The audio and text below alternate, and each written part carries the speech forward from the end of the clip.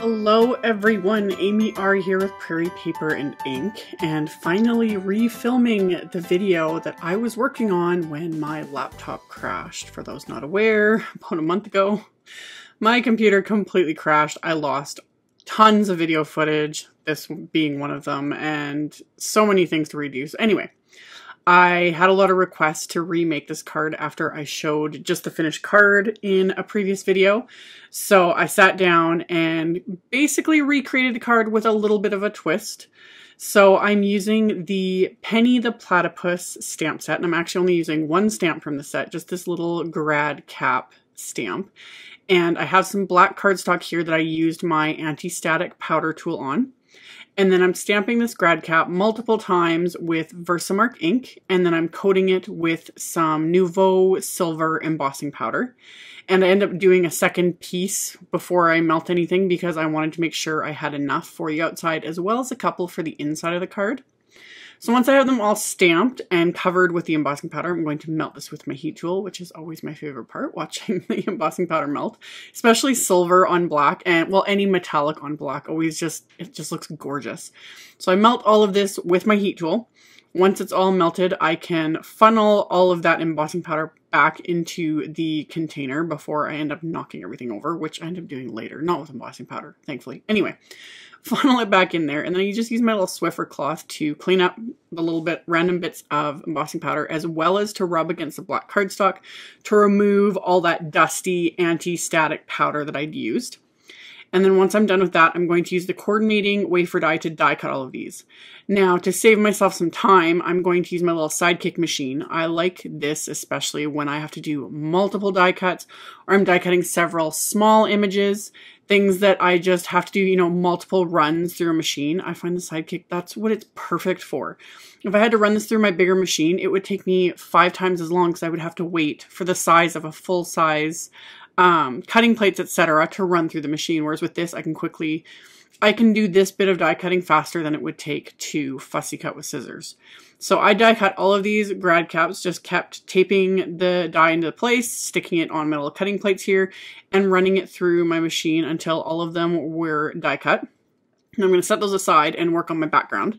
Now, when Tim Holtz announced this set of colors, this isn't the newest set, but when he announced the set with this black soot ink, the first thing he said was how it looked like a chalkboard to him. And that has been in the back of my mind since I watched that video however many months ago. It's like, I want to sponge black soot distress oxide ink onto some cardstock because it looks like a blackboard. So, either make a teacher themed card or in this case, a graduation card, anything. So I'm using Bristol smooth cardstock there, and it just, all the distressing, pretty much any ink blends like butter onto this. This took no time at all. So I just blended the ink to completely cover my piece of Bristol smooth cardstock.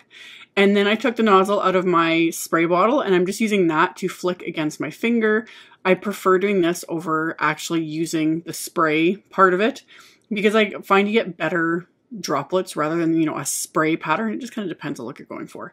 But I wanted the more of the droplet version. So I did that a few times until I had a bunch of big and small droplets. Let that sit for 30 seconds or so, and then pick that up with a paper towel to get that fun splattery look. And then I use my heat tool on this just because it is Bristol smooth cardstock. The ink, while it blends fabulously, it does like to kind of sit on top almost, and it can take a while to dry. And you can't see on camera, but I have black all over my arms. I got ink all over me as usual. So I dried it first and then ran that through my bigger die cut machine, my Gemini, with the largest of the Honeybee A2 double stitch frames. And then I'm going to kind of lay out all these grad caps onto my background here because I want it to look like, they've all been tossed in the air. So once I'm kind of happy with how I have these laying on my card front, I am going to take a piece of press and seal. This isn't totally necessary, but it just, when you're doing things more finicky and you want to remember the layout, this just helps a lot. But even without this, I used to do, I would take a picture of things with my phone so I could remember where I placed them. With one like this, that's not really necessary. But using that press and seal just enables me to press that onto there like I showed, and then I can remove the background. And now I have all these grad caps in place. So all I need to do is add my foam tape to these. So I just add bits of foam tape to the back of all of these. And now I'm going to peel all of this off. and then to adhere them back onto my background. I found because I'm adhering black grad caps onto a black background and my grid mat is black, I couldn't see what I was doing. So I pulled out my Tonic craft mat again just to give me that difference so I could see where I was putting everything. And then that way I can just reline up that press and seal, press all of my grad caps into place, and then peel back the press and seal. And this press and seal, I just keep reusing the same piece over and over. Like, this roll has lasted me for years now because I don't need to grab a fresh piece very often. I just keep that, you know, wrinkly piece of press and seal because I just use it for card making. And yeah, I get quite a bit of use out of that one roll. So now I'm just flipping this piece over and using my scissors to trim off all of the bits that are hanging off the ends.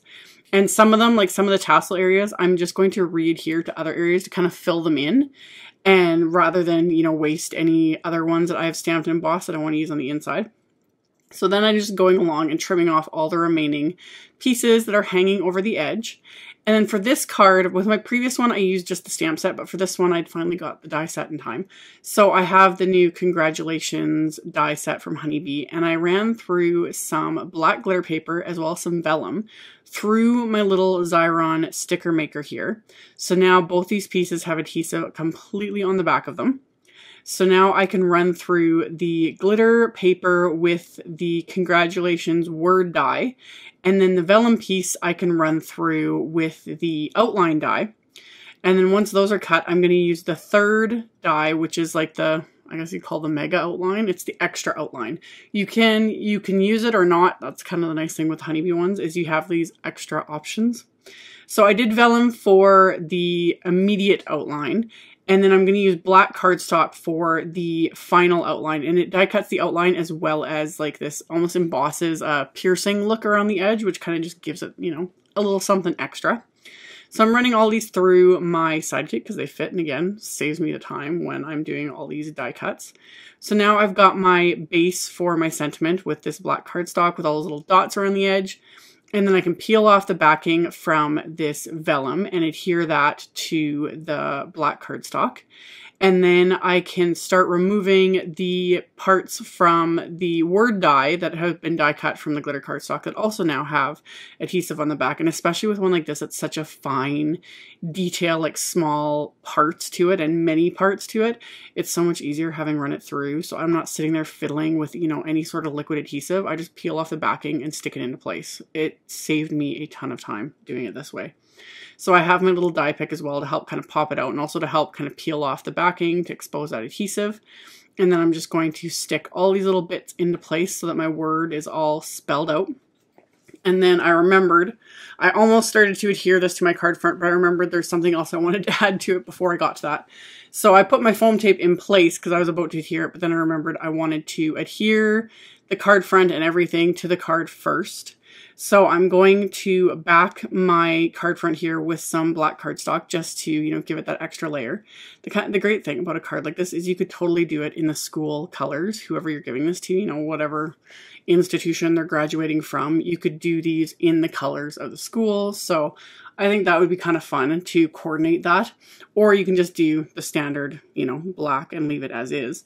But I think it would be fun to kind of color code it or do it in the person's favorite colors. Whatever floats your boat.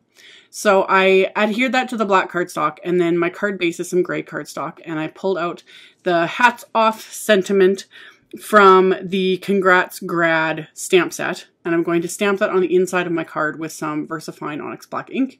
And this is where those extra couple of grad caps come into play, that I would adhere those onto the inside of the card to continue that whole, you know, tossing them into the air sort of a theme. So I'm going to adhere those to the inside of my card. And then I'm going to adhere my card front to the outside of the card. And then before I adhere my sentiment, I wanted to add some shimmer to all of these grad caps. So I have my Spectrum Noir shimmer pen. This is the black one. It comes in a set of 3 that you get like black, silver, and gold. And I chose the black one because I just like how it made the color of the grad caps a little more intense, and it's also not super overpowering. The clear would probably work just as well, but I have the black and I don't use it very often, so I thought why not? So I just went along and painted that along the grad caps, and the nice thing about it is it looks shimmery in real life, but nothing too crazy, but when the light hits it, that's when you can really see the sparkle. So I turned on the flashlight on my phone here so you can just see just how sparkly this is, and it's just fun. So once I've got that all painted on, now I can remove the foam tape, and I decided to double up this layer of foam tape here so I can pop the sentiment up a little bit more and stick that into place. And then as a final bit of embellishment, I just have some Studio Caudia silver foil crystals here, and this is what I was talking about with dumping things. Put them in my magic tray, shook that around, and then proceeded to dump them all over my work surface. Doesn't matter what I do, things are gonna get knocked over. So yeah. So the magic tray was completely redundant at this point, but whatever. I just picked them up from my work surface and stuck them into place. So I'm adhering them into place with just little dabs of multi-medium matte adhesive. And I'm just picking these up with my jewel picker and pressing them into place and just kind of, you know, sprinkling them liberally throughout the background. And I did the same thing with the original card. The only difference was with the original card, I only used the stamp sets. I didn't have that congratulations word die, and I thought it would be fun to mix it up a bit. And on the inside of the original card, I did a longer sentiment from the same stamp set, and I just stamped the grad caps on the inside of that one. So that finished off the cards for today. As always, there will be a link below the video to the blog post with links to all the supplies used, so you can check that out below if you're interested. Thank you all so much for watching and subscribing and thumbs upping and commenting on my videos. I really appreciate it, and I will see you all very soon in the next one. Bye!